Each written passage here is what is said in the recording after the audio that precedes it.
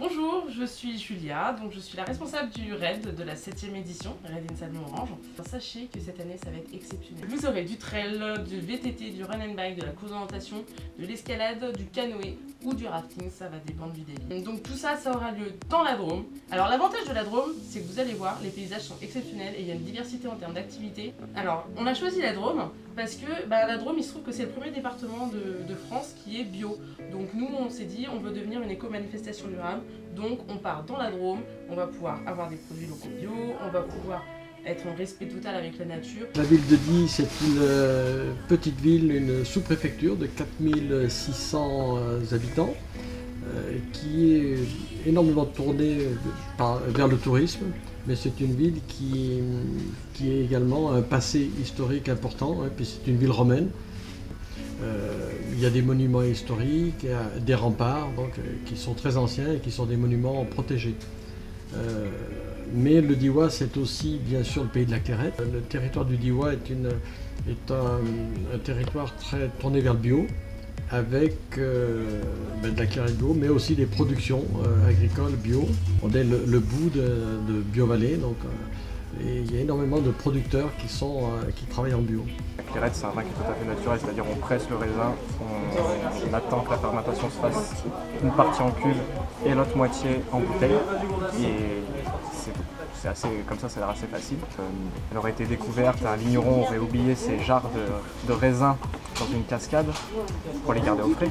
Et pendant la nuit, ça aurait gelé, donc il n'a pas pu les récupérer. Et en attendant le printemps, en fait, le vin avait fermenté dans les jarres, ce qui avait fait un vin pétillant. C'était comme ça qu'ils auraient découvert la Clairette. C'est une vieille recette d'il y a pratiquement 100 ans. Un travail qui se fait pas dans l'excès et la rapidité, c'est un travail qui se fait doucement. Il faut laisser reposer la pâte le plus longtemps possible pour développer le maximum d'arômes. Ah, le Diois, que dire du Diois? C'est un pays dans le pays, je dirais, apprécié pour sa nature évidemment, pour ses sports en général. Beaucoup de vélo, beaucoup de VTT, beaucoup de canyoning, beaucoup de promenades. Et voilà, c'est un lieu assez magique aussi pour les animaux en général, pour les vautours. On pourrait parler du Diois pendant des heures. Voilà, c'est un très beau pays à visiter et à voir. Bonjour, donc je suis Maxime, producteur de ravioles sur Die, donc un petit village dans la Drôme. Donc moi je suis producteur de ravioles artisanales à 15 km un peu plus haut sur Mont-Laur. Donc qu'est-ce que la raviole? Voici, voilà. Donc une grosse raviole farcie avec des herbes, donc épinards, persil, ail, oignons, échalotes. Je produis également de l'huile de noix, confiture, du miel, d'autres produits à base de noix. Donc si ces choses-là vous plaisent, venez me retrouver au marché de Die. Une pépinière de jeunes producteurs qui sont aussi bien des producteurs de chèvres, de brebis et de légumes au milieu de la Clairette, c'est vrai. Ils ont cette spécificité du terrain et à la fois ils en subissent les conséquences aussi parce que le terrain est très hostile.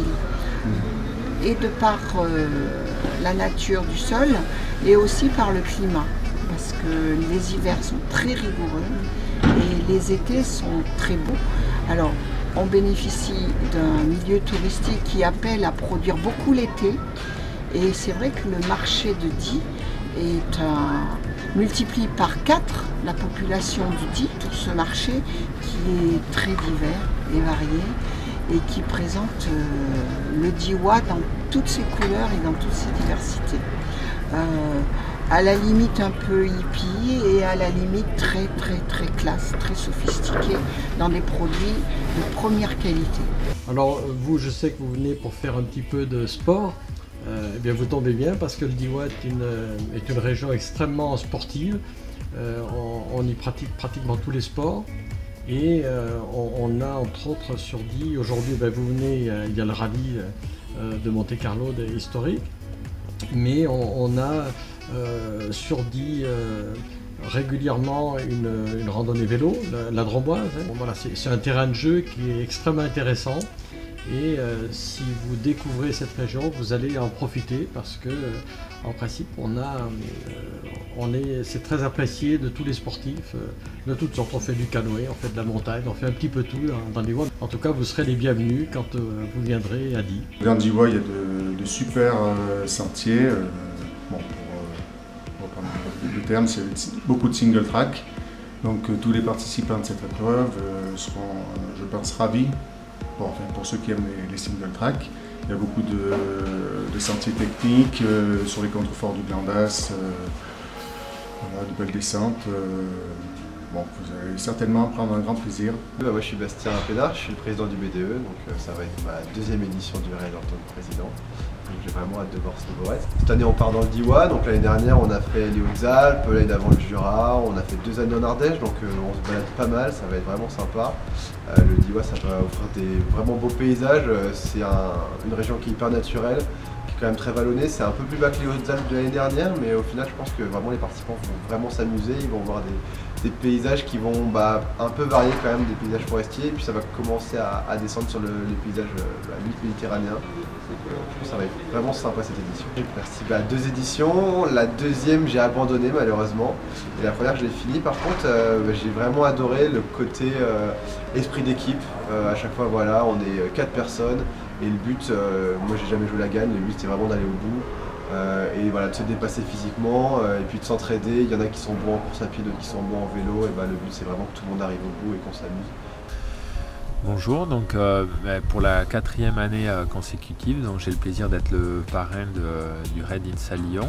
Je viens de la course d'orientation que je pratique, que j'ai pratiqué avec l'équipe de France, et j'ai découvert les raids au début des années 2000, et depuis j'ai le plaisir de voyager à travers le monde et de pratiquer ma passion du raid multisport. Le DIWA et le Vercors, c'est un terrain que je connais assez bien, et j'ai le plaisir d'aider les organisateurs sur le tracé, et je serai présent fin avril pour encourager tous les participants. Cette année, c'est vrai que le terrain permet de proposer des activités un petit peu différentes, qui sont moins classiques dans les raids multisports. Alors cette année, j'ai une équipe de mon club de concentration qui sera au départ, et j'espère à l'arrivée du Raid INSA.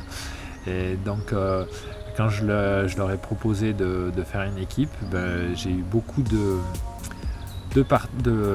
personnes volontaires qui sont partants pour participer, et je pense qu'on va être obligé de faire des sélections au sein du club pour savoir qui aura le plaisir de venir découvrir le Raid INSA.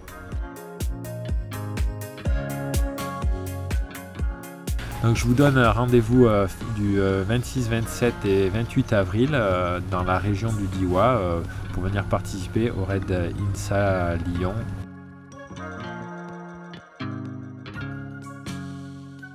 Bon courage, je pense que vous allez en chier, mais vous allez vraiment adorer, donc voilà, rendez-vous au départ et puis surtout rendez-vous à l'arrivée.